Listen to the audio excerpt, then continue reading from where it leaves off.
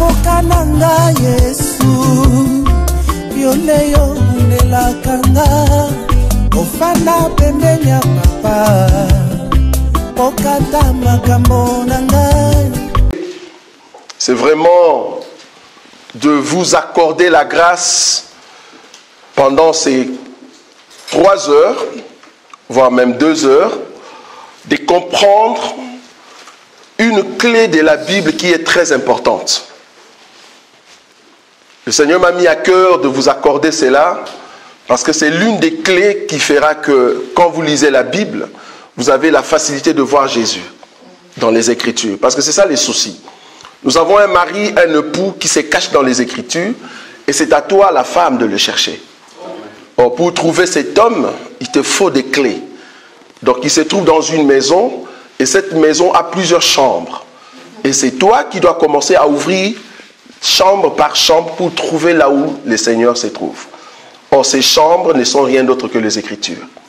Donc, si vous avez des clés de la Bible, à chaque fois que vous allez entrer dans la Bible, qui est un champ, qui est une forêt, à chaque fois que vous allez y entrer, vous allez voir le Seigneur, si seulement vous avez des clés.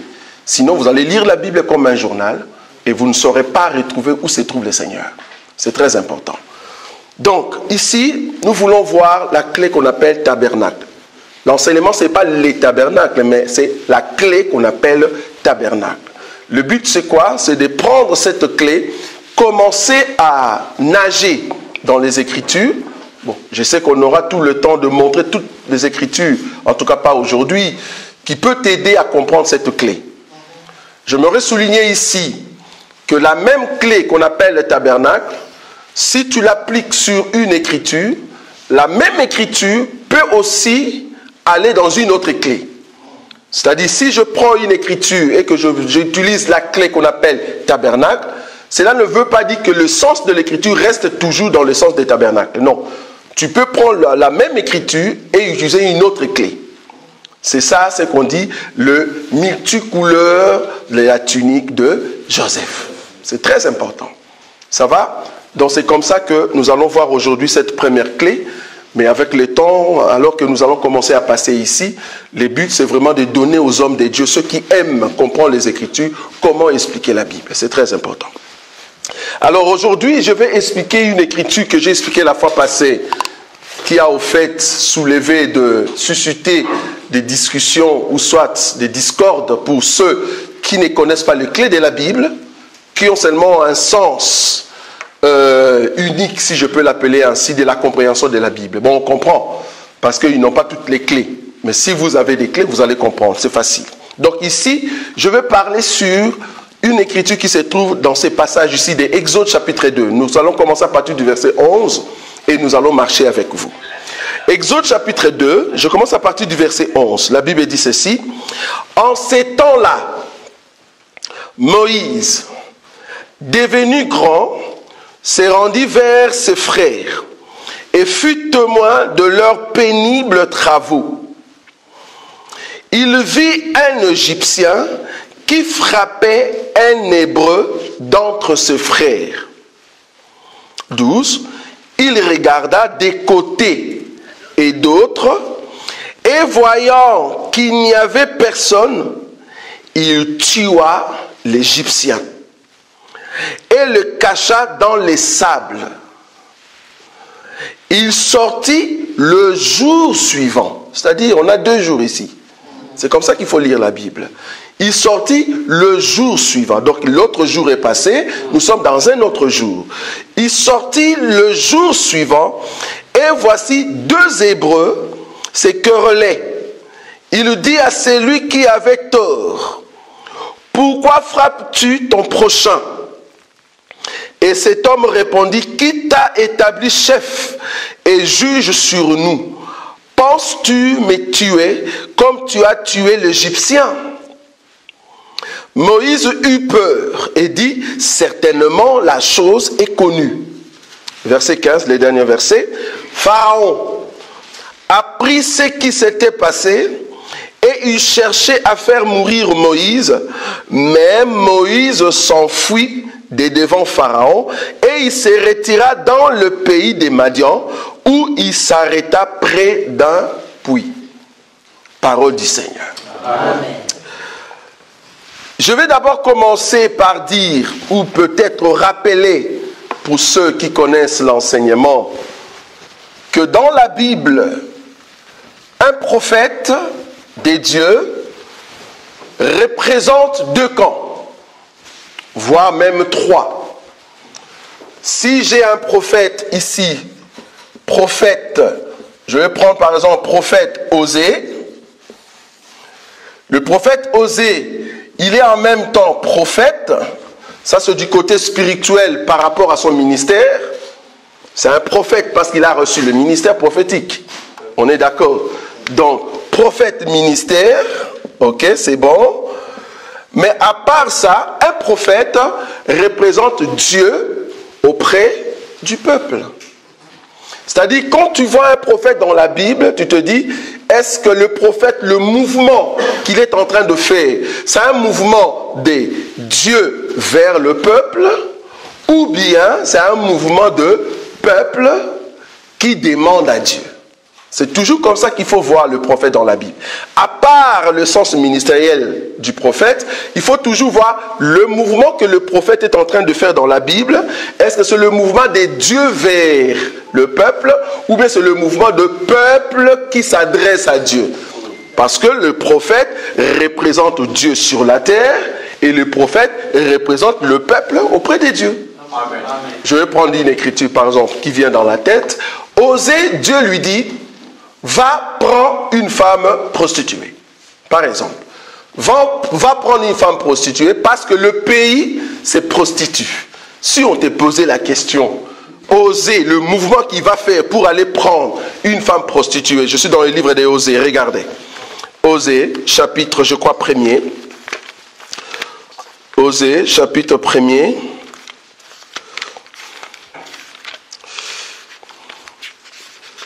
Je veux trouver cette écriture-là. La Bible dit ceci.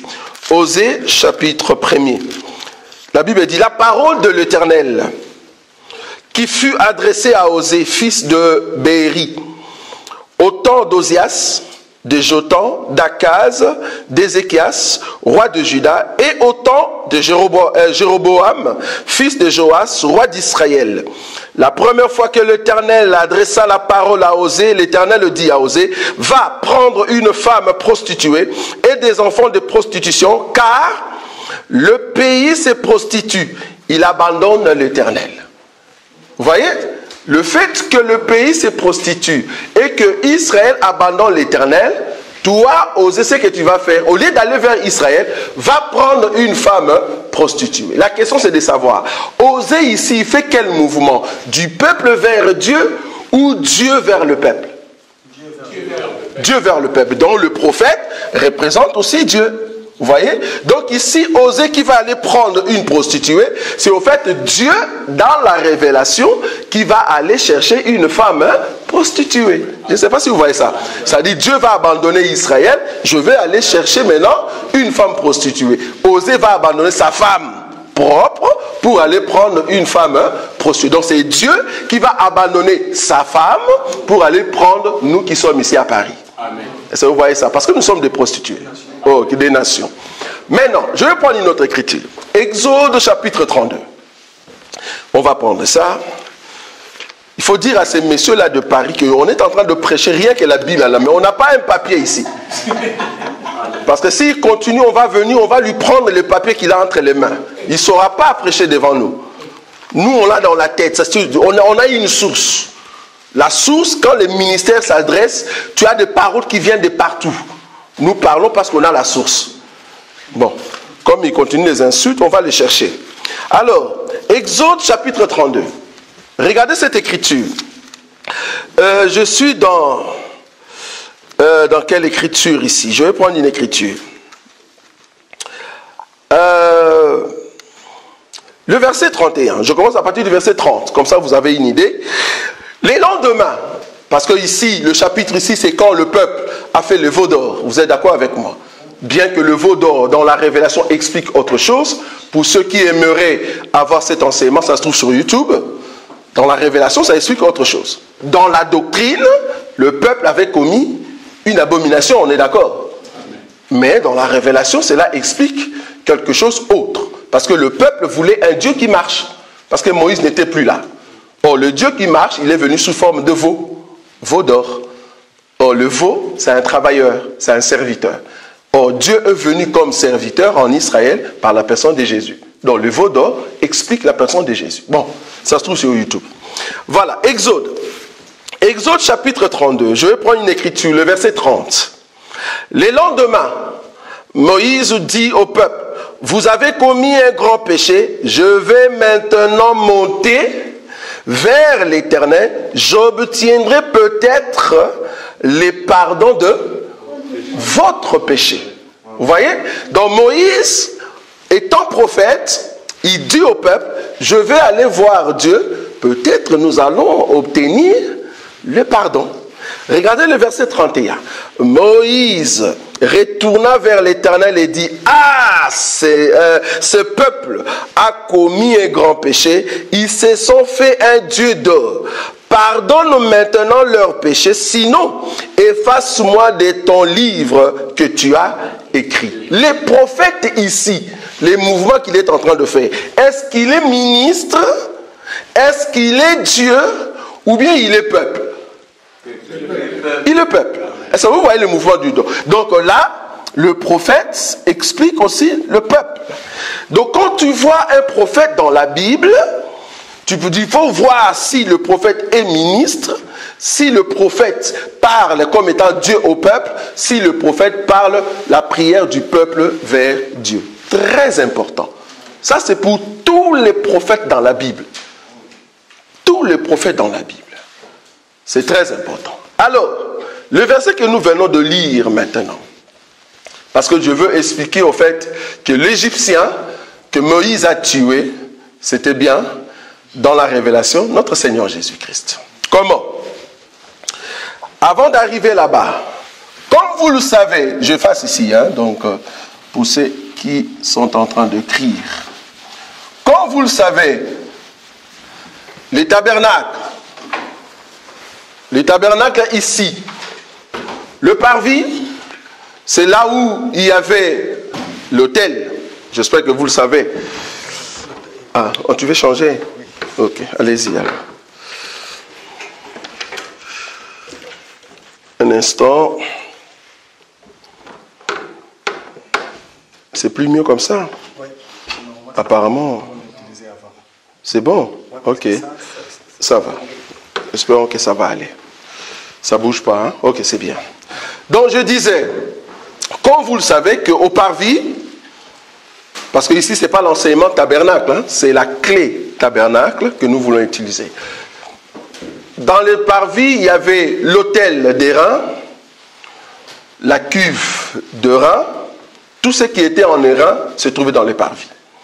Quand tu vois une écriture dans la Bible, là où on parle de l'airain, or l'airain étant en fait une matière qui supporte le feu, c'est-à-dire qui passe dans la souffrance, quand tu vois airain dans la Bible, dis-toi, pour la clé tabernacle, je suis au fait au parvis. Par exemple, Apocalypse, chapitre, je crois, 1er, là où on parle de l'homme, la vision de cet homme, l'ange géant, c'était la personne de Jésus, on dit ses pieds étaient de l'airain. Je ne sais pas si vous voyez cette écriture. Donc quand tu vois déjà le pied, tu te dis, ah, c'est airain. Comme c'est airain, donc on est au parvis. Or, au parvis, là, on parle de quoi? De la mort. Vous êtes d'accord avec moi? On parle de la mort. C'est-à-dire, en d'autres termes, mourir. Donc, si je vois dans l'écriture un mouvement d'un prophète qui meurt, je veux dire, voilà, je suis au parvis par rapport à ces prophètes-là. Je ne sais pas si vous voyez ce que je suis en train de dire.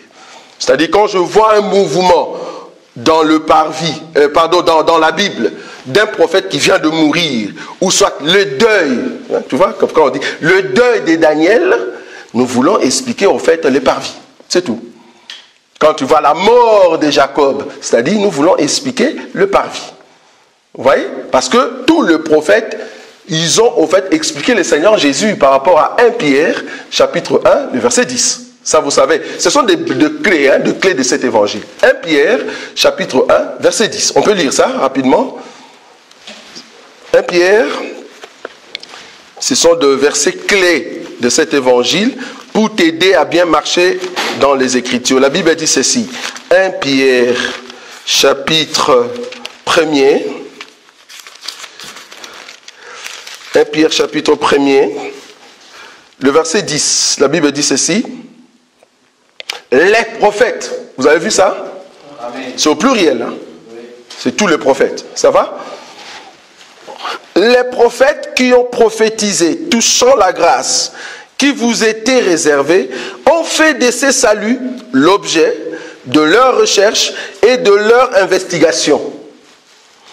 11. Voulant sonder l'époque et les circonstances marquées par l'esprit de Christ qui était où?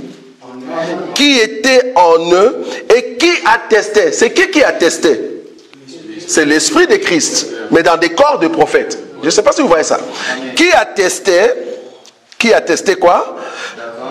Qui attestait d'avance les souffrances pas des prophètes. C'est-à-dire quand je vois un prophète exprimer une souffrance, ce n'est pas sa souffrance, c'est la souffrance de Christ. Donc quand je vois David dire, j'ai gémi, je souffre, oh malheur à moi, je dis non, ce n'est pas David. Vous voyez? Donc c'est Christ. Parce que l'esprit de Christ est en lui, il est en train de gémir dans son corps. Parce que l'esprit de Christ a commencé depuis l'éternité. Alors il marchait avec le prophète jusqu'au jour où il a prouvé son corps. Le corps qu'on appelle Jésus. Mais le Christ est éternel. Mais le corps qu'il va trouver dans les temps, quand il entre dans ce corps et qu'il sort, on l'appelle Jésus. Je ne sais pas si vous voyez comment nous expliquons les Écritures. Donc ici, le Christ était là, mais dans des corps de prophètes. Maintenant, le prophète, le mouvement du prophète explique quoi? Regardez ce qu'on a dit, hein, dans le verset 11. Voulant sonder l'époque et les circonstances marquées par l'esprit de Christ qui était en eux et qui attestait d'avance quoi? Les souffrances au pluriel, les souffrances de Christ et la gloire au singulier. C'est-à-dire, tout ce que Christ a enduré, pour le voir, avant de voir Jésus lui-même, on l'a déjà vu par les prophètes. Et quand je vois la gloire d'un prophète, la gloire d'un roi, je dis, ah, c'est la gloire de Christ, de Jésus. Vous voyez ça? Donc quand je vois dans l'ancienne alliance la gloire, donc c'est-à-dire on voit un prophète qui est dans la gloire, ou soit le roi, on voit Judas, je comprends, ah, ça c'est la gloire de Christ. Tous ces gens-là étaient animés par l'esprit de Christ. Mais il fallait attendre jusqu'au jour où Christ va accomplir tout ça. Je ne sais pas si vous voyez ça. Ok, donc on est d'accord. Maintenant, dans le parvis, nous avons la mort. Mais dans les lieux saints, il y avait au fait le pain de proposition et il y avait le chandelier, la lumière. On est d'accord? Ça va dire, c'est-à-dire, dans le lieu saint, c'est là où on mange. Vous êtes d'accord avec moi? Vous êtes d'accord avec moi? Donc je suis ici mourir, c'est par vie. C'est dans la Bible. C'est-à-dire quand tu vois mourir dans la Bible, tu es en train de nous expliquer le parvis. Donc quand tu vois un prophète qui vient de mourir, ah non, Élisée est mort, il y a quelqu'un qui est venu, il est l'Élisée là. Comme étant prophète, nous sommes au parvis. Je ne sais pas si vous voyez. Voilà. Ok. Les lieux saints. Le lieu saint, quand je vois quelque part on nous parle de manger. Ah non, ils ont mangé, ils ont fait ça, ils étaient en train de manger. Quand je vois ça, par rapport à la clé tabernacle, je dis, je suis dans le lieu saint. Vous allez voir les écritures qu'on va donner. Mais quand je vois la gloire, comme je dis tout à l'heure, quand je vois la gloire, ou quand j'écoute Dieu me parler, ou écouter, là, je suis directement dans le lieu très saint. C'est Dieu qui parle et moi j'écoute. Ça va? Quand tu écoutes Dieu parler, c'est-à-dire tu es directement dans le lieu très saint. Ça va?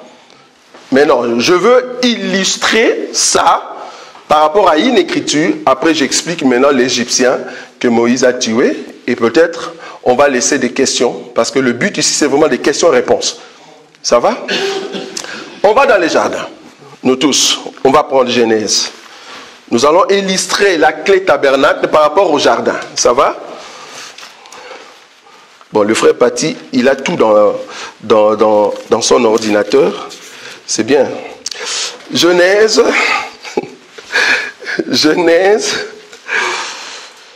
Genèse chapitre. Je vais prendre quelle écriture? Alors, Genèse chapitre 3. Oui, c'est bien ça. Genèse chapitre 3. Ici, nous allons maintenant entrer dans les détails. Par rapport au mouvement qui va se passer ici, je vais poser des questions parce que le but ici de l'évangile, c'est de poser des questions. Parce que ce sont des questions que vous allez rencontrer étant ministre, vouloir ou pas.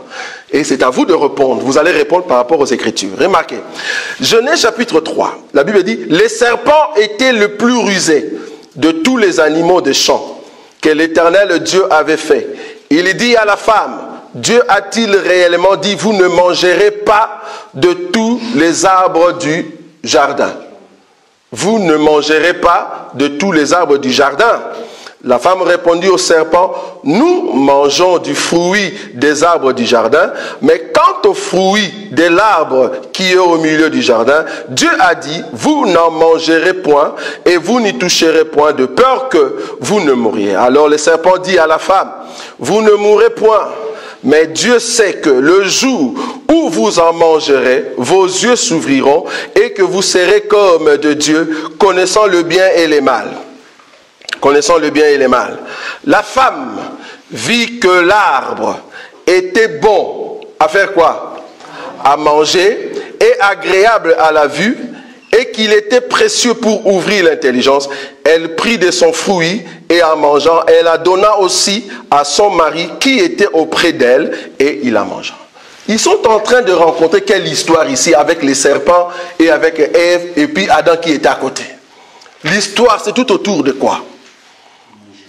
Tout autour de l'arbre de la connaissance du bien. Mais pour faire quoi avec cet arbre-là? Pour manger le fruit. Du coup, pour manger le fruit, donc on est où? Nous sommes dans le lieu saint. Je ne sais pas si vous voyez ça. Donc ici, l'arbre de la connaissance du bien et du mal, pour prendre son fruit et manger, nous sommes dans le lieu saint. Je ne sais pas si vous voyez. Donc, les serpents, pour le trouver, il arrive jusqu'au lieu saint. Parce que le serpent est ici. Je ne sais pas si vous voyez. Le serpent est ici. Comme les serpents parlent dans les lieux saints, donc le serpent n'est pas dans le lieu très saint. Pour tenter l'homme. Quel homme? L'homme que Dieu a choisi. Nous ne sommes pas au parvis. Je répète, c'est très important, vous allez comprendre pourquoi. Les serpents, pour tenter la personne que Dieu a choisie, ils tentent cette personne-là dans les lieux saints. C'est très important, dans les lieux saints. Ok. Pourquoi je dis ça, que le serpent se trouve ici? Parce que le serpent a été déjà chassé du lieu très saint. Parce que le lieu très saint, c'est là où se trouve Dieu. Lieu très saint, c'est trône. Ça va? Trône. Lieu très saint, c'est trône. C'est sur la montagne. Quand le diable vient pour parler avec Dieu, mais l'homme n'est pas là. Mais ici, nous voyons que l'homme est là. Donc, ici, le peuple qui est là, c'est le peuple que Dieu a choisi, mais le diable vient les tenter là. Or, Ève et Adam, c'est le peuple que Dieu avait donné la parole. Or, le peuple que Dieu a donné la parole, c'est l'Église. Par rapport à nous. Donc, l'Église, aujourd'hui, nous ne sommes pas encore ici. Amen. Nous sommes dans les lieux, dans le lieu saint. Le lieu saint, c'est quoi? C'est là où nous sommes en train de manger la parole. Est-ce que vous voyez ça? Amen. Donc, l'Église, nous avons quitté. Parce qu'il faut comprendre que ici, si là-bas c'est le trône, ici c'est monde. Vous êtes d'accord avec moi? Amen. En même temps, c'est l'Égypte. On est d'accord? C'est l'Égypte. Là-bas, c'est Canaan. Est-ce que vous êtes d'accord avec moi? Amen. Si ici c'est l'Égypte, là-bas c'est Canaan. Israël était à l'Égypte, il doit aller en Canaan, et le lieu saint c'est quoi? Merci, vous voyez, c'est facile.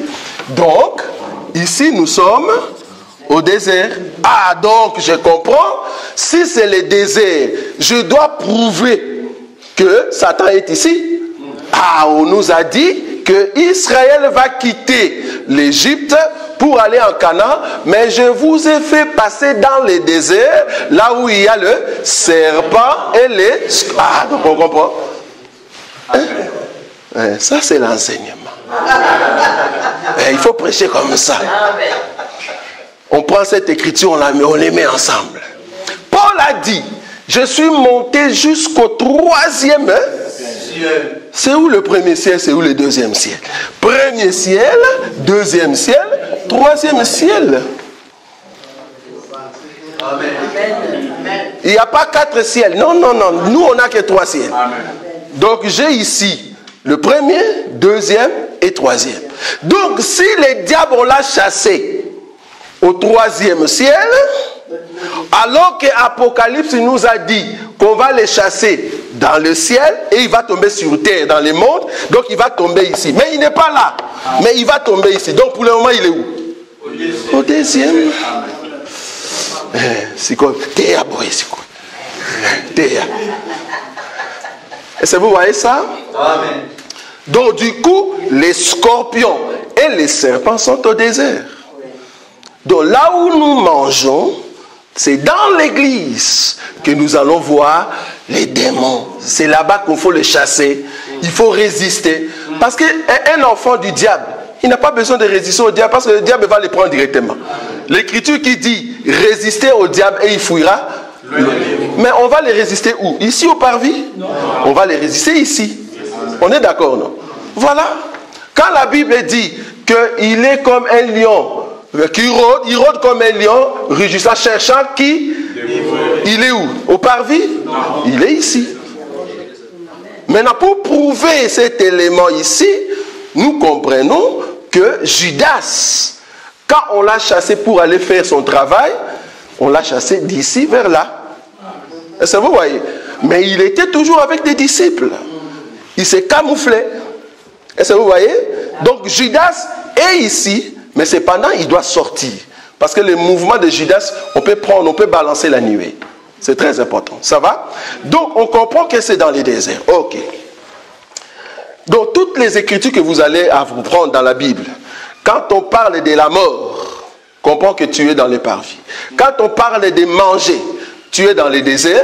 Amen. Ça va? Et quand on parle de gloire, écouter, trône, tu es dans le lieu très saint.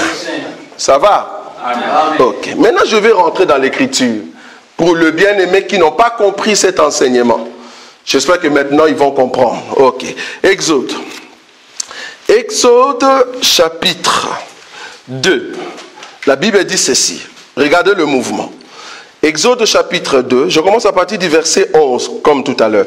En ces temps-là, Moïse, devenu grand, s'est rendu vers ses frères et fut témoin de leurs pénibles travaux. Il vit un Égyptien qui frappait un Hébreu d'entre ses frères. Il regarda des côtés et de l'autre, et voyant qu'il n'y avait personne, il tua l'Égyptien et les cacha dans le sable. On parle de quelle histoire cette partie ici? On parle de la mort. La mort de qui? De l'Égyptien. Donc, Moïse qui vient de tuer l'Égyptien, la mort en question va s'asseoir dans les parvis. Ok, là on est d'accord. Maintenant, le Moïse lui-même, le mouvement qu'il a fait de venir tuer l'Égyptien, Moïse ici représente qui? Le sacrificateur, c'est-à-dire le peuple. Mais ça représente aussi la loi. Vous êtes d'accord avec moi? Ça représente la loi. Or, par la loi, quand tu vois ton frère qui est en train d'être menacé, il faut être du côté de ton frère. Donc Moïse, ici, qui est le sacerdoce mosaïque, il était du côté, au fait, de l'hébreu. Il était du côté de l'hébreu. Il voulait protéger l'hébreu. Alors, pour protéger l'hébreu, qu'est-ce qu'il a fait? Avant de toucher l'Égyptien, il regarde d'abord de côté et d'autre. Les mouvements des côtés et d'autres. Parce qu'il faut que tu prouves que les Moïse, là c'est les sacerdoces mosaïques, c'est-à-dire les sacrificateurs. Ok, je vais prendre une écriture.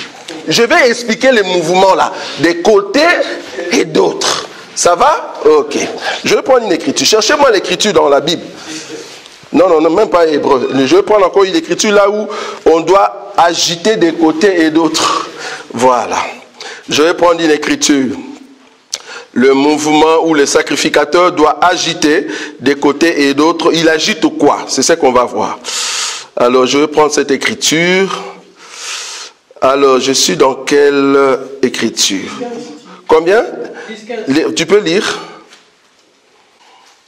Je peux prendre, il y a beaucoup, donc il y a beaucoup d'écritures. Je peux prendre par exemple Exode chapitre 29, le verset 26. Tu prendras la poitrine du bélier qui aura servi à la consécration d'Aaron et tu l'agiteras de côté et de l'autre. Ça va? Il y a combien? Il y a beaucoup, Oui, donc il y a beaucoup d'écritures. Là où les sacrificateurs, là où les sacrificateurs, avant de présenter l'offrande, qu'est-ce qu'il doit faire? Il prend l'offrande, il agite de côté et d'autre. Donc Moïse qui regarde de côté et d'autre, les côtés et d'autres en question, parce que là c'était un mouvement physique, mais dans la révélation ça veut dire quoi? Je regarde des côtés et d'autres, qui peut au fait soutenir cet homme? Vous voyez? Parce que Moïse voulait tuer un homme. Qui peut maintenant soutenir cet homme? Parce que Moïse est venu, il veut tuer un homme. Et qu'est-ce qu'il fait? Il regarde des côtés et d'autres, s'il y a quelqu'un qui va peut-être le voir. Mais il a vu que de côté et d'autres, il n'y a personne qui peut lui empêcher de tuer l'Égyptien. Je ne sais pas si vous voyez le mouvement. Or, le seul ou la seule manière pour voir des côtés et d'autres, afin que l'homme meure, qui est le Seigneur Jésus, c'est au fait de regarder à la loi et au témoignage. Quand tu regardes à la loi et au témoignage, il n'y a personne, aucun homme qui peut mourir pour nous, parce qu'il y a un sacrificateur Caïphe qui a dit, il est avantageux.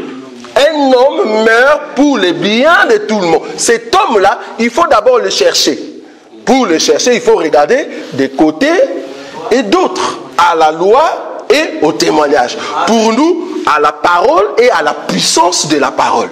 La seule personne qui mérite de mourir, c'est l'Égyptien. Je ne sais pas si vous voyez. Du coup, quand Moïse a regardé des côtés et d'autres, Moïse ici, étant au fait sacerdoce mosaïque, ils vont maintenant tuer l'Égyptien. Donc, l'Écriture dit que les sacrificateurs, ils se sont entendus avec Judas, ils sont venus, ils ont pris Jésus. Je ne sais pas si vous voyez ça. Ce sont des sacrificateurs. Sacrificateurs qui représentent Moïse. Parce que la Bible dit, quand ils lisent Moïse dans leurs églises, il y a un voile. Mais Moïse, là, ce n'est pas un homme. Quand ils disent qu'ils lisent Moïse, Moïse, là, c'est qui? C'est la loi. C'est sacerdoce mosaïque. Tout ce qu'ils mettent en pratique. Tu vois? Donc, quand nous lisons la loi, nous avons compris que cet homme doit mourir. Ça, vous voyez? Ils ont dit à Pilate, il a au fait offensé notre loi. C'est pour ça qu'il doit mourir. Vous voyez? Ça, c'est Moïse qui parle. Mais remarquez, avant que Moïse fasse ça, qu'est-ce qui a prouvé à Moïse? Qu'est-ce qui a poussé Moïse de venir prendre l'Égyptien et les tuer? C'est parce que l'Égyptien était en train de frapper un Hébreu. C'est quoi le mouvement de frapper un Hébreu par rapport à notre Seigneur Jésus? C'est l'enseignement que Jésus a ramené, qui est un fouet de correction que Jésus amène chez les Juifs. On lui a dit, mais ton enseignement, tu n'es pas plus grand qu'Abraham. C'est parce que l'enseignement dérangeait. Est-ce que vous voyez ça? Donc l'enseignement faisait mal aux Hébreux. Donc du coup, cet enseignement, c'était un fouet. Parce que les sacrificateurs, ils ont dit, est-ce que ce que tu dis là, tu es en train de nous dire, tu vois, parce qu'il a dit par rapport à quelques versets, et puis du coup les sacrificateurs se sont rendus compte, il parle de nous. Je crois que l'enseignement c'était par rapport au levain. Il a dit, méfiez-vous des levains des pharisiens. Est-ce que vous voyez? Et ils étaient contre. C'était un fouet qu'il était en train de frapper. Alors les sacerdotes, ils se sont maintenant entendus, On doit maintenant chercher le moyen. Parce que la Bible dit, il cherchait le moyen pour arrêter. Chercher le moyen, c'était comme regarder des côtés et d'autres. Il faut mon amour. Il faut mon amour. Est-ce que vous voyez ça? Maintenant, quand Moïse a compris que de côté et d'autre, il n'y a personne, je peux maintenant l'arrêter. Il a pris le Seigneur Jésus, l'Égyptien, il a tué. Ça va? Mais en les tuant, au lieu de le jeter dans l'eau, bon, même s'il jetait dans l'eau, on a toujours l'explication, mais la Bible dit, il les garde où? Dans les sables. Dans les sables. Mais rien que dans les sables. Or, Abraham avait combien de postérités? Abraham avait 2 postérités. Il y avait la postérité des étoiles et la postérité de le sable de la mer. C'est la Bible qui le dit. Les sables de la mer qui sont nombreux, ça c'est Israël. Les gens de la terre, parce qu'ils ne vont pas monter. Nous sommes la postérité des étoiles. Parce que nous habitons dans le ciel. Dieu nous a parachutés sur la terre. Est-ce que vous voyez ça? Donc Dieu nous a parachutés sur la terre. Et c'est pour ça que nous sommes venus sur la terre. Mais Israël, c'est la postérité du sable.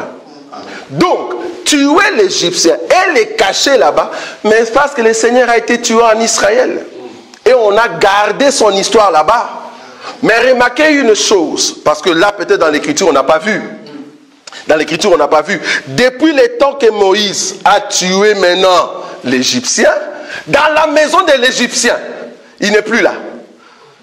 Dans la maison de l'Égyptien, s'ils ont appris que leur papa est mort, qu'est-ce qui va se passer? C'est quoi?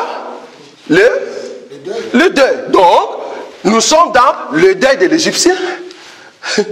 Le deuil de l'Égyptien, ça ne se passe pas chez les Hébreux. Au contraire, les Hébreux sont contents. Ah, cet homme nous fouettait, nous sommes contents. Il était méchant. Ah, donc Jésus était un faux prophète pour les Hébreux. Mais cependant pour nous, qui sommes sa famille, parce que nous sommes des Égyptiens, des gens du monde. Nous sommes des gens du monde. Nous sommes dans le deuil. C'est ça le deuil de l'Égyptien. Les jeux de l'Égypte, nous sommes encore dans le deuil. Or, nous devons pleurer notre frère, notre Yaya, qui était parti pour fouetter les Hébreux, mais on l'a tué. Nous sommes dans les temps de deuil. C'est pour cela que la Bible nous a dit, mieux vaut aller dans la maison du deuil. Donc nous sommes dans la maison du deuil. Amen. Ça, vous voyez ça? Nous sommes dans la maison du deuil. Mais de l'autre côté, c'est la fête. C'est la maison de la fête. Ils sont contents parce que le Seigneur a été tué. Quelqu'un qui le faisait souffrir. Mais pour nous, c'est notre frère. Maintenant, il faut attendre. Merci, parce que Simi Moutou passait à moto. Il faut attendre. Il faut attendre maintenant. Ok, regardez maintenant l'Écriture. Exode chapitre 2. C'est ce que beaucoup n'ont pas vu ici. Exode chapitre 2. Le verset 13 maintenant. Il sortit le jour. Donc le premier jour, le temps de deuil est passé. C'est-à-dire que quand le temps de deuil va passer, alors Moïse va sortir encore de nouveau. Est-ce que vous voyez ça? Amen. Donc quand Moïse a tué, il est rentré chez lui. Il est content. C'est Israël qui est dans la joie maintenant. Mais nous étions dans le deuil. Mais il faut que ces jours-là passent. Or, le jour en question du deuil, c'est le temps de la grâce. Il faut que le temps de la grâce passe. Nous verrons maintenant Moïse sortir. Sortir de nouveau. Vous voyez? Le Moïse qui sort de nouveau, remarquez la Bible, la précision de la Bible. C'est pour ça que quand tu lis la Bible, ne lis pas la Bible comme un journal. Remarquez la précision de la Bible. Le jour suivant, quand il est sorti, parce que le temps de la grâce vient de finir, le temps du deuil vient de finir, nous entrons dans un autre temps. Ce temps-là, c'est le temps de besoin. Vous êtes mais regardez maintenant la précision de la Bible. La Bible dit ici, il sortit les jours suivants, et voici 4 Hébreux. On a dit ça, hein? Non. 5 Hébreux, 5 Hébreux. 10 Hébreux, 10 Hébreux. Seulement 2. Pas 3. Seulement 2. Les 2 en question, c'est les désuets. Ça, vous n'avez pas vu, frère. C'est les désuets qui sont là. Amen. Ils sont présents. Parce que nous sommes dans un autre jour. C'est les désuets maintenant qui se présentent. Or, les désuets qui se présentent, ils vont maintenant enseigner. Vous voyez? Kérélé ici parlait du Seigneur pour convaincre. Et quand tu vois Kérélé, ah non, il veut convaincre le peuple. Donc les deux joints amèneront un enseignement pour convaincre. Maintenant, les Moïse qui se présentent ici, c'est pour ça qu'il faut toujours identifier les prophètes. Les Moïse qui se présentent ici, c'est au fait le peuple qui ont écouté l'enseignement, mais cependant, ce peuple commence à se juger, où ils veulent prendre la supériorité sur les deux prophètes. Mais c'est les deux prophètes qui ont en fait la capacité en ces moments-là, c'est-à-dire après l'enlèvement. Et qu'est-ce qui se passe? Moïse, quand il a compris que l'enseignement qu'il voulait amener à ces deux-là n'était pas correct, parce que les deux avaient déjà l'information que l'Égyptien était tué. Donc, le fait de se quereller en question, c'était par rapport à la mort de l'Égyptien. Donc toi, Moïse, tu ne sais pas, nous ne savons que tu as tué l'Égyptien. Je ne sais pas si vous voyez ça. Donc ici, les Moïse représentent le peuple d'Israël qui doit écouter les besoins. Maintenant, à part ça, la Bible dit, quand Moïse a compris qu'ils avaient déjà l'information de l'Égyptien qui est mort, il y a un autre mouvement qui s'est fait. Le mouvement, c'était quoi? Pharaon se prépare maintenant pour attaquer qui? Moïse. Pourquoi? Parce que Moïse a tué un Égyptien. S'il n'avait pas tué l'Égyptien, il ne va pas s'attaquer à lui. Mais le fait que tu as tué l'Égyptien, moi, Pharaon, je veux me lever pour te combattre. Le Pharaon qui s'élève ici, c'est la bête, frère. C'est très facile. C'est la bête qui s'élève pour attaquer Moïse, qui est représenté comme étant peuple. Voilà. Moïse étant peuple, il faut que Pharaon puisse poursuivre qui? Israël. Pourquoi? Parce qu'il a tué l'Égyptien. C'est ça, au fait, c'est que Dieu va ramener comme condamnation contre Israël. Parce qu'il faut que Dieu fouette Israël. Comment il va fouetter Israël? C'est parce qu'ils ont, au fait, tué le fils. Parce qu'il y a une écriture qui dit, le Seigneur est venu 3 ans après pour voir le fruit dans l'arbre. Et il n'y avait pas de fruit. Il dit, je veux couper cet arbre. Est-ce que vous voyez cela? Voilà. Il voulait couper Israël. Mais cependant, Dieu dit, non, en fait, le vigneron, il dit, ne le coupe pas. Je veux mettre du fumier, peut-être l'année prochaine, pas cette année-là. L'année prochaine, il donnera de fruits. Dans cette écriture-là, le fruit en question qui sortira l'année prochaine, c'est au fait des 144 000.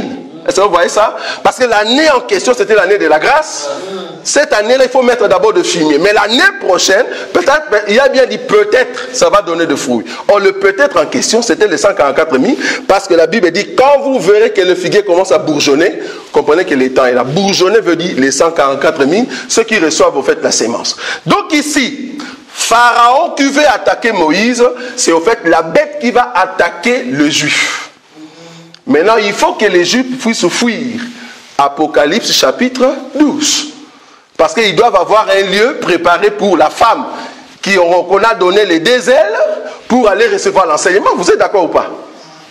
Parce que le 2 hébreux ici, c'est au fait le 2 ailes de 2 prophètes qui vont amener Israël à écouter la parole. Mais à part ça, comme Moïse c'est un peuple, la Bible dit, il va fuir à Madian.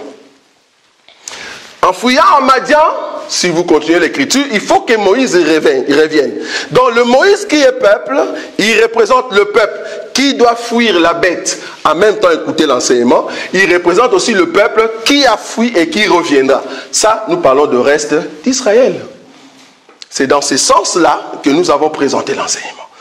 Mais peut-être, il y a peut-être d'autres personnes qui n'ont pas vu cela. Je leur ai donné encore Jérémie.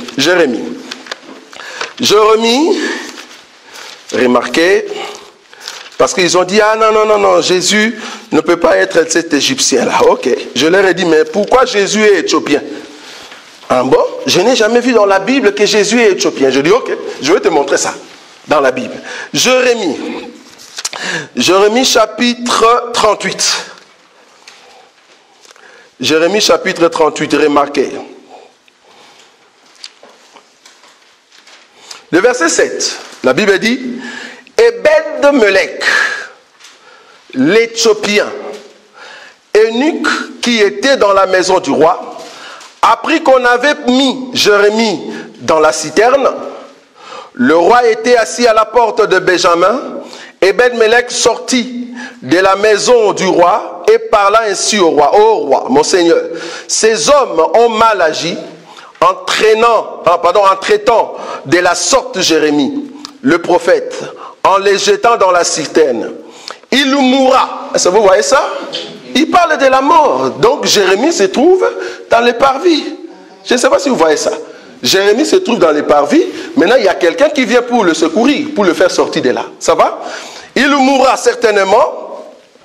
Il continue en disant, le verset 9. Ô roi, mon Seigneur, ces hommes ont mal agi en traitant de la sorte Jérémie, le prophète, en les jetant dans la citerne. Il mourra de faim là où il est, car il n'y a plus de pain dans la ville. Le roi donna cet ordre à Ebed-Melech et l'Éthiopien. Prends ici combien d'hommes? 30 hommes avec toi, et tu retireras de la citerne Jérémie, le prophète, avant qu'il ne meure. 11. Ebed-Melech prit avec lui les hommes et se rendit à la maison du roi dans un lieu au-dessous du trésor. Il en sortit des lambeaux usés et de vieilles ayants, 2. Je ne sais pas si vous voyez ça. 2. C'est-à-dire, il sortit quoi? Le verset 11. Ebed-Melech prit avec lui les hommes et se rendit à la maison du roi dans un lieu au-dessous du trésor. Il en sortit des lambeaux usés et de vieux ayants et les descendit à Jérémie dans la citerne avec des cordes. Ebed-Melech l'Éthiopien dit à Jérémie, mets ces lambeaux usés et ces ayants sous tes aisselles, sous les cordes. Et Jérémie fit ainsi. Ils tirèrent Jérémie avec les cordes et le firent monter hors de la citerne. Jérémie resta dans la cour de la prison. Je vais expliquer ça. Ça va? C'est une écriture, quand tu lis comme ça, tu ne comprends rien du tout. Mais si tu as la clé tabernacle, tu sais positionner les choses. Donc, il y a quelqu'un qui est en train de mourir dans la citerne, quelqu'un qui est en train de souffrir, donc nous sommes là. Ça va? Et il y a une autre personne qui vient pour aider. Il vient aider avec 2 trucs. C'est-à-dire, il y a d'abord les lambeaux et les ayants. 2 éléments pour sauver quelqu'un qui est en train de mourir. Or, la personne qui est en train de mourir, c'est un prophète. Je ne sais pas si vous voyez ça. Comme c'est un prophète, or je vous ai dit tout à l'heure que le prophète peut représenter soit son ministère, soit Dieu, soit... Maintenant, Jérémie est un prophète qui est dans la citerne. Il représente qui? Pour que quelqu'un vienne le faire sortir de là. Le peuple. Je ne sais pas si vous voyez ça. C'est le peuple. Donc il faut qu'il y ait quelqu'un qui vient faire sortir le peuple de la citerne. La citerne, c'est-à-dire un entourage, un lieu de ténèbres. Il faut que Jérémie sorte de là. Or, Jérémie en question, c'est le peuple. Ça peut exprimer le peuple que nous sommes, Église, comme ça peut exprimer le peuple d'Israël. Par rapport à nous, c'est au fait, nous qui étions dans les ténèbres, le Seigneur Jésus est venu nous faire sortir. Or, pour venir nous faire sortir, il doit être accompagné de 10 hommes. 30. De 30 hommes. Les 30, chiffre 30 en question veut dire, à l'âge de 30 ans, il vient. Et ça, il faut vraiment avoir de gros yeux de la révélation pour voir ça. Ce n'est qu'à l'âge de 30 ans que Ebed l'Éthiopien peut venir. S'il n'a pas les 10 hommes, il ne vient pas. Ce n'est que quand il a dit les 30 ans, c'est-à-dire le temps de ministère, c'est pendant ce ministère-là qu'il vient maintenant, le chiffre 30, pour venir faire sortir de la citerne, faire sortir de ténèbres. Mais pour faire sortir, si c'est pour nous l'Église, qu'est-ce qu'il fait? Il présente 2 choses, les lambeaux et les ayants. Le 2, c'est à la loi et au témoignage. La parole et la puissance de la parole, c'est ça qui va nous faire sortir des ténèbres. Est-ce que vous voyez ça? Maintenant, si le peuple c'est Israël, quand est-ce que Dieu va faire sortir Israël? Qui est au fait représenté ici Jérémie? C'est par le biais de 2 joints. C'est-à-dire le Moïse et Élie. C'est les 2. La Bible dit. Maintenant, il faut avoir de gros yeux de la révélation pour voir ça. Est-ce que vous voyez ça?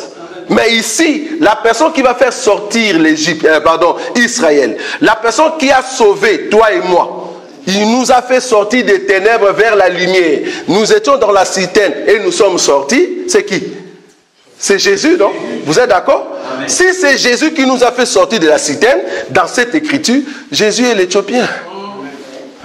Voilà. Vous avez vu ou pas? Ok. Je vais prendre une autre écriture. Après, je vous laisse des questions. Pour ceux qui ne croient pas que Jésus peut être l'Égyptien. Ok. Genèse. C'est là-bas que nous allons arrêter. Ici, je ne parle que des révélations. Ah, ok. Donc, il faut bien manger pour moi. On va voir ça. Genèse chapitre 50. Voilà. Parce que si tu ne connais pas la danse de David, tu vas commencer à danser comme tout le monde. Oh, je suis en train de danser la danse de David ici. Ici, maintenant, je suis en train de danser la danse de David. Parce que la danse de David, c'est quoi? C'est l'humilité. Ce n'est pas tout ce qu'on voit. Non. La danse de David, lui-même, David a dit c'est l'humilité. Maintenant, toi, tu dis la danse de David, c'est vraiment danse comme un fouté. Non, non, la Bible n'a pas dit ça. La Bible n'a pas dit ça. Voilà. Genèse, chapitre 50. Remarquez. Je vais prendre une écriture ici. Genèse, chapitre 50. Alors, je prends quelle écriture? Je vais prendre le verset 4. Je commence peut-être au premier verset, c'est mieux. Joseph se jeta sur le visage de son père, pleura sur lui et le baisa. Il ordonna au médecin à son service d'embaumer son père, et le médecin embaumèrent Israël. 40 jours s'écoulèrent ainsi et furent employés à l'embaumement. Et les Égyptiens le pleurèrent 70 jours. Quand le jour du deuil furent passés, quand tu vois déjà deuil, tu vois la mort, on est où ici? On est au parvis, c'est facile. Voilà. Quand le jour du deuil fut passé, Joseph s'adressa aux gens de la maison de Pharaon et leur dit: si j'ai trouvé grâce à vos yeux, rapportez-le, je vous prie, à Pharaon ce que je vais vous dire.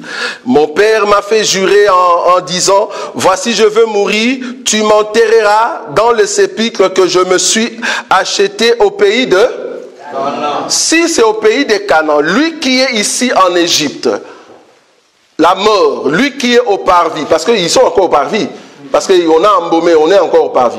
Mais il dit non, je vais aller l'enterrer où? À Canaan. Donc le cimetière en question se trouve. Donc ils vont quitter ici, dans le parvis, pour aller enterrer, dans le lieu. Dans le lieu très saint, c'est le repos.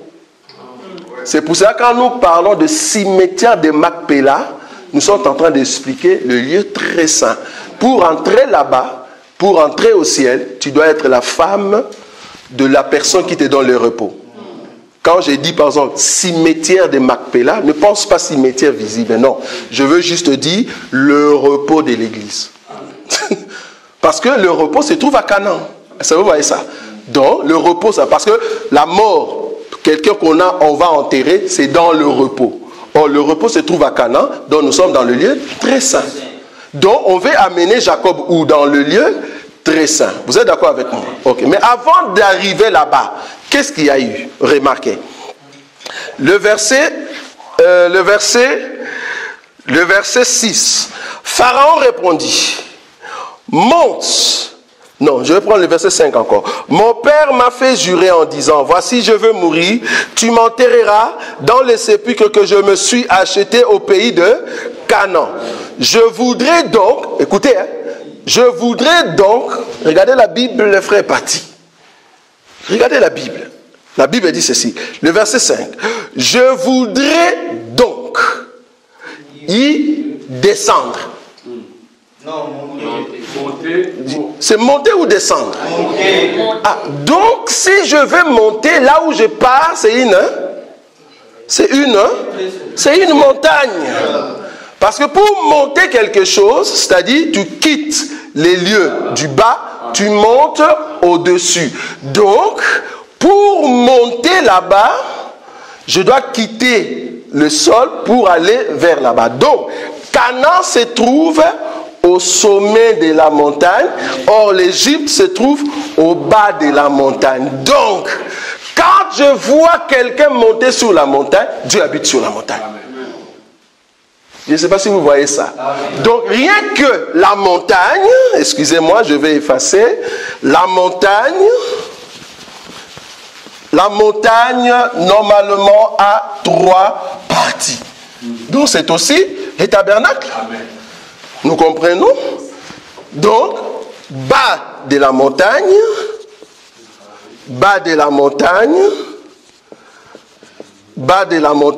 milieu de la montagne et sommet, les sommets de la montagne. Est-ce que vous voyez ça? La Bible dit, Moïse a laissé le peuple ici, il a avancé au milieu de la montagne, il a laissé Josué et lui-même est monté jusqu'au sommet de la montagne. Est-ce que vous voyez ça? Donc quand je vois dans l'écriture, il y a 3 mouvements, que ce soit de Jésus, je comprends que ce qu'il est en train de faire, il est en train de dresser, au fait, les tabernacles. La Bible dit, Jésus était avec les disciples, il a pris 3, il les a laissés, et lui-même s'est avancé pour prier. C'est les tabernacles. Amen. Les disciples, ils sont ici, ces disciples-là représentent encore le monde. Les 3 qui viennent, c'est au fait le lieu saint, et lui-même qui entre dans la gloire, nous sommes dans le lieu très saint. Quand je vois la transfiguration, je vois les 3 qui regardent Jésus de loin transfiguré. Jésus est dans les lieux très saints. Les 3 sont ici. Parce que les autres n'étaient pas là. Les autres sont ici. C'est le tabernacle. Donc je prends la clé tabernacle, je vois des écritures. Je ne sais pas si vous voyez ça. Ok, je continue. Genèse toujours 50. Le verset 6 maintenant. Pharaon répondit, monte. Il n'a pas dit descend. Il dit monte. Donc quand il dit monte, c'est-à-dire tu vas aller au sommet. C'est-à-dire à Canaan. Sur le trône. Ça va? Tu vas aller sur le trône. Donc quand je vois une écriture par exemple qui me dit un brigand descendait de Jérusalem vers Jéricho. Quand on dit descendez, donc Jérusalem se trouve au sommet et Jéricho se trouve au bas de la montagne. Je ne sais pas si vous voyez ça. Rien que ces mouvements-là, je vois le tabernacle. Maintenant, il descend à Jéricho. Il n'est pas encore arrivé à Jéricho, mais il vient quand même de Jérusalem. Il part à Jéricho, mais c'est au milieu. Ah, ok. Au milieu du chemin. Ah, donc on l'a tabassé ici. Est-ce que vous voyez ça? On l'a tabassé ici. Pourquoi? Parce que c'est ici qu'on voit les scorpions et les serpents. Et les serpents. C'est pour cela les sacrificateurs qui étaient là. Ça va? Eux, ils voulaient passer par là, mais ils ne peuvent pas. Ils sont passés outre. Je vois rien qu'avec cette clé, je vois. Je ne sais pas si vous voyez les écritures. Donc je suis en train de danser dans des écritures par rapport à une clé. C'est la clé tabernacle qui m'aide à voir le mouvement. Ça va? Ok, je continue. Genèse chapitre 50. Le verset, là où nous étions, c'est le verset 6. Pharaon répondit, monte et enterre ton père comme il te l'a fait jurer. Joseph monta pour enterrer son père. Écoutez maintenant, le verset 7. Je suis en train d'expliquer l'écriture. Joseph monta pour enterrer son père. En d'autres termes, Joseph a quitté l'Égypte pour aller en Canaan. En d'autres termes, Joseph a quitté les bas de la montagne pour aller au sommet de la montagne. En d'autres termes, Joseph a quitté les mondes pour aller au ciel. Donc, le mouvement de Joseph, quitter le monde pour aller au ciel, s'appelle l'enlèvement. Bible. Ça s'appelle l'enlèvement. Maintenant, remarquez les conditions de l'enlèvement. Pour aller en enlèvement, le verset 7, Joseph monta pour enterrer son père. Avec lui montaient tous les serviteurs de Pharaon, anciens de sa maison, tous les anciens du pays d'Égypte. Il faut être ancien pour aller. Ce n'est pas n'importe qui va aller avec Joseph. Pour aller avec Joseph, il faut être un ancien, un vieillard. Quelqu'un qui a de la maturité. Un ancien. Est-ce que vous voyez? Le verset 8. Toute la maison de Joseph, ses frères, et la maison de son père. Vous voyez? La maison de Joseph et de son père et les gens de Pharaon. La maison de Joseph et son frère, c'est les Juifs qui sont morts en Christ et Jésus. Ils vont aller en enlèvement avec nous. Et la maison de Pharaon, c'est nous les nations. Les deux, quand la trompette va sonner, ils vont monter comme un seul. Hein? C'est la Bible. Hein? Est-ce que vous voyez ça? Donc ils vont monter. Mais remarquez, on continue. Maintenant le verset 8. Toute la maison de Joseph, ses frères et la maison de son père, on nous laissa dans le pays des Gosens que les enfants. Et si tu n'es pas mature, tu vas rester. Est-ce que vous voyez? Si tu n'es pas mature en Christ et Jésus, tu seras la Vierge folle. Tu vas rater l'enlèvement. C'est seulement les enfants. Est-ce que vous voyez ça? Si tu es un enfant, tu rates. Tu restes bien-aimé. Il faut avoir la maturité. On dit veiller. Toi, tu ne viens pas. On comprend que tu es encore un enfant, tu as besoin de dormir, c'est bien.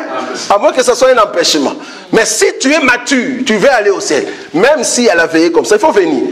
C'est pour cela, ceux qui vont aller au ciel, c'est seulement ceux qui sont matures. Ceux qui mettent en pratique la parole de Dieu. Est-ce que vous voyez ça? Ok. Maintenant, ils vont enterrer qui? Ils vont enterrer Jacob. Est-ce que vous êtes d'accord? Mais pour enterrer Jacob, on l'avait d'abord embaumé. Pendant combien de jours? 40 jours. C'est-à-dire, embaumer veut dire enlever tout ce qui était corruptible dans les ventres, tout ça. Et nous allons lui mettre un produit qui va conserver les corps. Mais pour faire ce travail-là, ça doit être pendant 40 jours. Or, Jésus est mort. Après sa résurrection, il a fait 40 jours encore sur la terre. C'était l'embaumement, frère. Mon Bible. C'est la Bible. Nous expliquons la Bible par rapport à Christ. C'est pour ça que notre évangile, c'est évangile de Christ. Amen. Nous ne parlons pas des pasteurs, c'est l'évangile de Christ. Dans les 40 jours, c'est le Christ qui a été embaumé pendant 40 jours. On est d'accord? Mais il continue. C'est là-bas que je viens pour vous montrer que Jésus, c'est un Égyptien. C'est lui l'Égyptien qu'on a tué. Le verset 9. Il y avait encore avec Joseph de chars et de cavaliers en sorte que les cortèges étaient très nombreux. 10. Arrivé à l'ère d'Atad, pas Canaan, à l'ère d'Atad, qui est au-delà du Jourdain, il fit entendre de grands et de profondes lamentations. Vous êtes d'accord avec moi? Quand est-ce que nous sommes en train de pleurer dans nos prières? C'est quand nous sommes à l'église, quand nous sommes dans le corps. Donc ils sont en train de crier ici. Vous êtes d'accord avec moi? Ok. Il continue.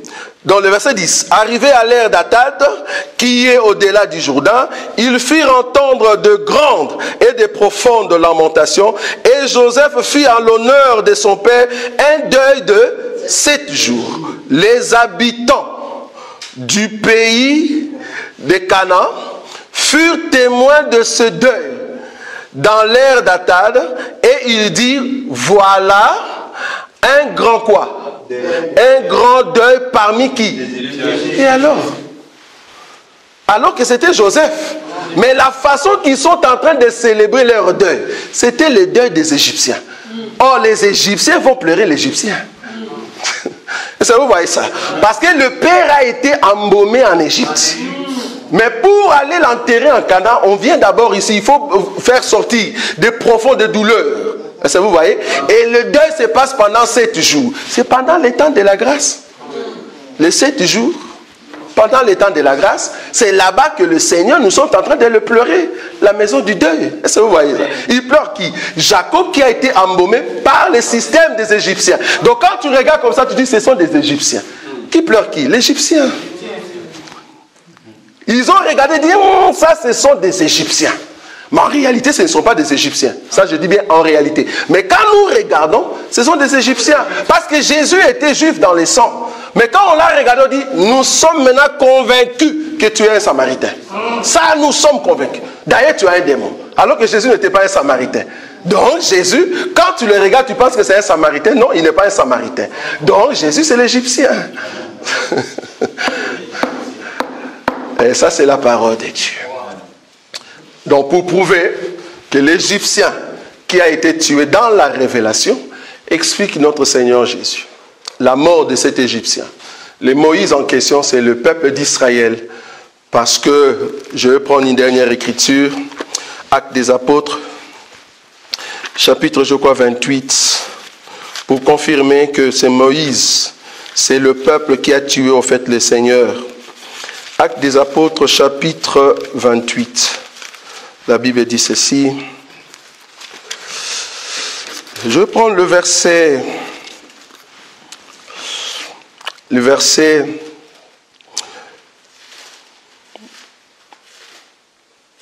Voilà.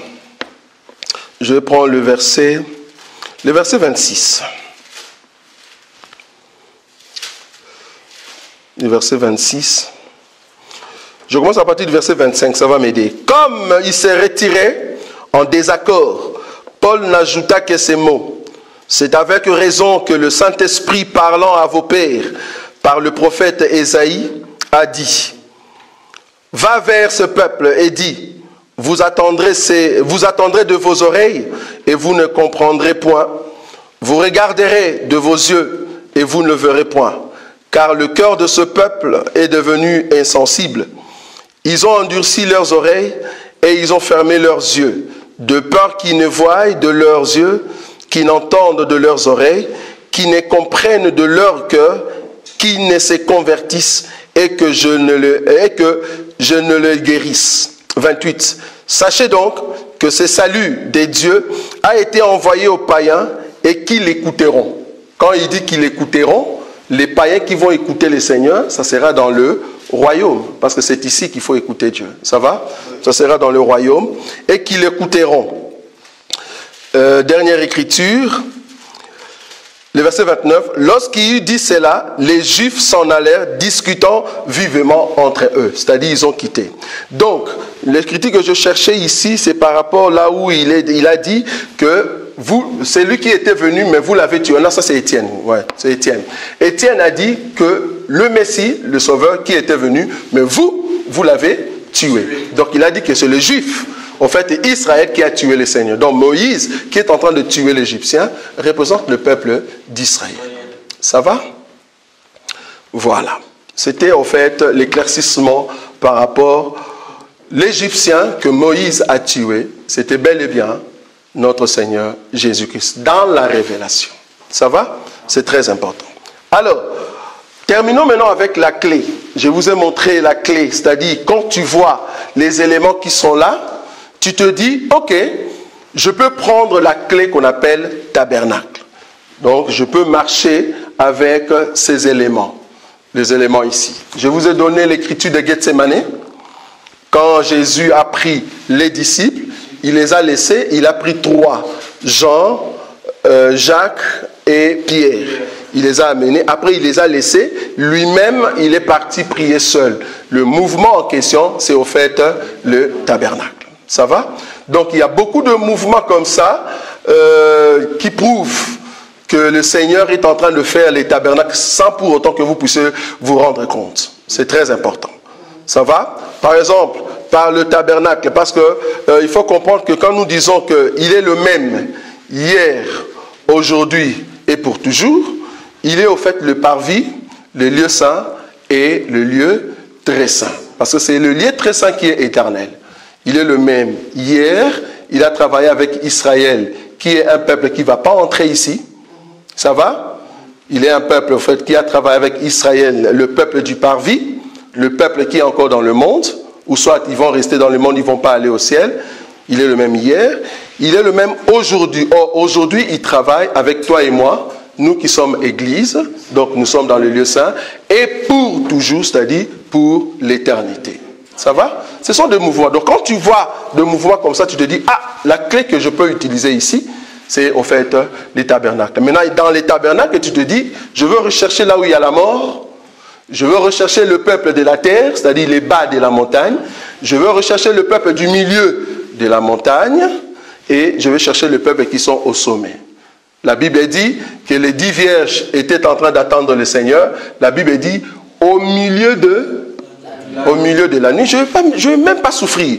J'ai ma clé. Au milieu de la nuit, c'était où? C'était ici. C'est au milieu. C'est au milieu de la nuit qu'on a dit, voici l'époux, allez à sa rencontre. Comme ils sont vierges, donc ils sont ici. Donc les 10 vierges sont ici. Ils ne sont pas là. Les 10 vierges étaient ici. Le premier verset. La Bible dit, le royaume des cieux sera semblable, futur, sera semblable à 10 vierges qui aient leur lampe. C'est ça, non? C'est ce que la Bible dit. On peut lire, hein? Comme ça on termine par là et je vous laisse poser des questions. Je suis en train de vous montrer, au fait, cette clé. Remarquez, je vais poser cette clé maintenant par rapport à cette écriture. C'est Matthieu combien? 25. Matthieu 25. La Bible dit ceci. C'est au futur. Remarquez. Le royaume, alors le royaume des cieux sera. Vous voyez? Le royaume des cieux sera. Le royaume des cieux sera semblable à 10 vierges qui, ayant pris leur lampe, allèrent. C'est-à-dire, elles ont quitté un endroit pour aller dans un autre endroit. L'endroit qu'elles ont quitté, c'est là-bas qu'elles ont eu, au fait, les lampes et l'huile. Ça va? Donc, si je prends cette clé, je vais prendre les 10 vierges. Je dis, les 10 vierges, ils ont pris l'huile ici. Mais on peut me poser la question, mais tu as dit qu'ici, il y a la mort. Comment est-ce que tu peux nous montrer que la mort a eu lieu ici et que les 10 vierges ont pris leur lampe ici? C'est facile. La question des 10 vierges réside tout autour de l'huile. Or, pour avoir l'huile, il me faut l'olive. Ça va? Or, l'olive, qui est le fruit en question, pour extraire l'huile, il faut broyer. À broyer l'olive, c'est ici. C'est là-bas que je dois tuer l'olive, qui est notre Seigneur Jésus. Est-ce que vous voyez? D'abord, j'ai l'olivier, je coupe.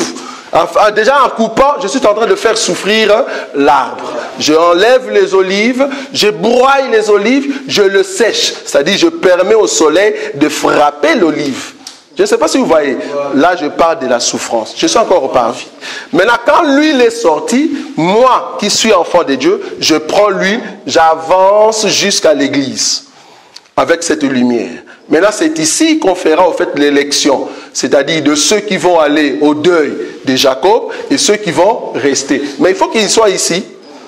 La Vierge folle et la Vierge sage, on verra leur différence ici.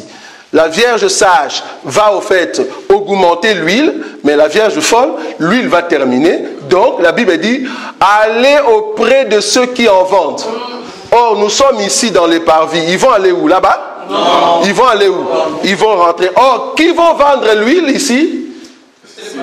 C'est les désoins. C'est les désoins qui sont en train de vendre l'huile pour Israël. Parce que les désoins ne vont pas entrer là-bas. Les désoins sont ici avec Israël. Au bas de la montagne, on les prêche ici.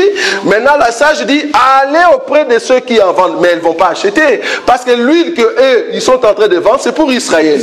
Donc, ils ne vont pas donner la Vierge folle. La Vierge folle viendra ici. Comme elle n'a pas l'huile, elle va mourir. En mourir, c'est où? C'est au parc.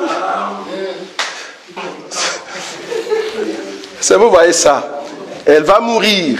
Mais par contre, toi et moi, nous n'allons pas mourir comme la Vierge folle. Nous allons plutôt aller où? Au ciel lors de l'enlèvement. Or, l'enlèvement, c'est aller vers le deuil de Jacob. Or, le deuil de Jacob, c'est vers les repos en Canaan. Donc, toi et moi, nous allons entrer en Canaan.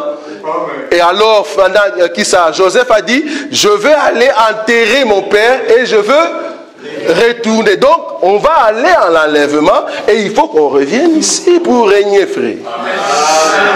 Je suis en train d'expliquer la Bible. Est-ce que vous voyez ça? Amen. Que Dieu vous bénisse.